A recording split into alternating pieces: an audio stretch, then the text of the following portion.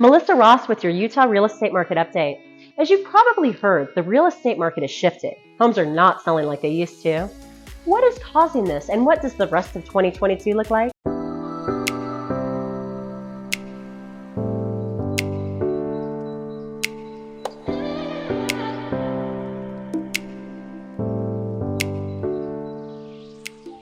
Let's discuss inflation.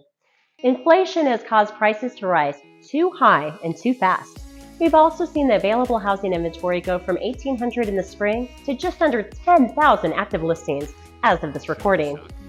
We've seen interest rates almost double over the past 90 days. This has stifled buyer demand. We are seeing the typical seasonal uptick in new listings hitting the market, which is on par from last year. We've also seen a 44% decrease in showings on active listings since the same time last year.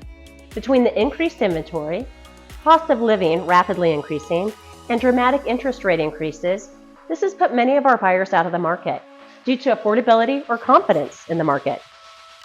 The big economic news that came out last week was the release of July's Consumer Price Index, also called the CPI. What is the CPI? The CPI is the U.S. government's measure of the rate of inflation in the economy at the consumer level and is calculated based on the measurement of changes in prices and goods and services that we all buy. These services such as food, gas, or mortgage, etc. July's CPI came in at 8.5% annualized rate, which was slightly lower than expected at 8.7%. What does this mean? This is a good sign that we may be curbing inflation since we didn't see an increase from June to July, but keep in mind we are still up 8.5% since July of 2021.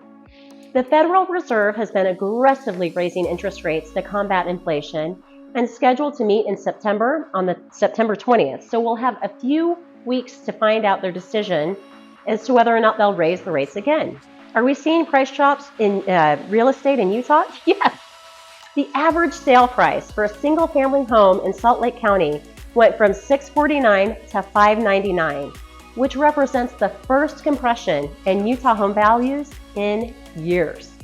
We've also seen a 30% decline in home sales when you compare July 2021 to July 2022. We are seeing house prices level off over the past 60 days, but we are not anticipating any large drops in Utah house values. The most important variable we look at to determine where the market is headed is housing inventory. We've been keeping a close eye on inventory, and although it's up from the spring, it has been holding stable for the last month. If the listing inventory stays where it's at, we'll be fine. If the inventory increases, that will put downward pressure on house values. If we have a decline in sales and an increase in inventory, that is when prices fall. The more inventory we see, the faster we will see prices come down. If inventory stays stable from where it is today, the house prices will have a small decline. If we see a major increase in inventory, then we will see values decline even more. We also need to keep interest rates where they're at.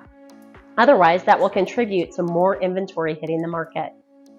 My prediction is that we see a 5 to 7% decline in Utah house prices over the next 6 to 12 months. This might not be great news for sellers, but keep in mind, you've gained a lot more equity in the previous 12 months, as we've seen Utah housing values jump over 20% the last year. Historically, average appreciation rate for homes in the U.S. is 4% a year, not a month, but an entire year. All in all, we will be okay. This is not 2009 by any stretch of the imagination, so let's stop listening to doomsday. We are keeping a close eye on the market. We've been doing this for over 19 years as a team, and we have seen good markets, bad markets, and everywhere in between. We know exactly what to do no matter what happens. We look forward to helping our buyers and sellers navigate through the next market. If you have any questions about your home value, reach out to me directly, and I'll provide you with a comprehensive market analysis report on your home.